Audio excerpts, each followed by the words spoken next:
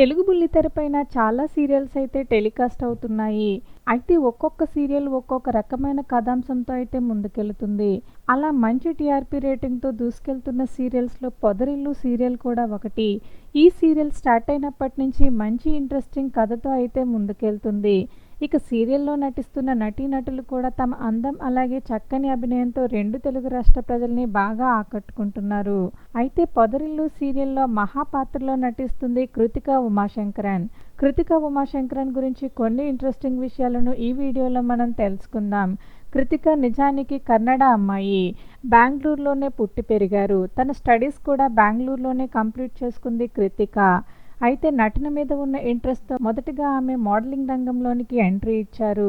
ఇక ఆ తర్వాత కన్నడ ఇండస్ట్రీలో ఆమెకి అవకాశం వచ్చింది. అలా కన్నడలో పలు సీరియల్స్‌లో నటించిన ఆమె తెలుగు బుల్లితెరపైకి 'మగువా ఓ మగువా' సీరియల్ ద్వారా ఎంట్రీ ఇచ్చింది. ఇక ఈ సీరియల్‌లో ఆమె నటనకు గాను మంచి మార్కులే పడ్డాయి. అయితే 'మగువా ఓ మగువా' సీరియల్ నడుస్తూ ఉండగానే ఆమెకి మరో సీరియల్‌లో అవకాశం వచ్చింది. అదే 'పొదరిల్లు'.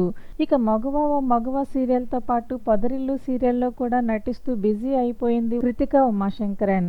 అయితే 5గురు మగవాళ్ళు ఉన్న ఇంట్లోకి కోడలిగా అడుగుపెట్టిన అమ్మాయిగా మహా పాత్రలో చాలా బాగా ఆకట్టుకుంటుంది కృతిక.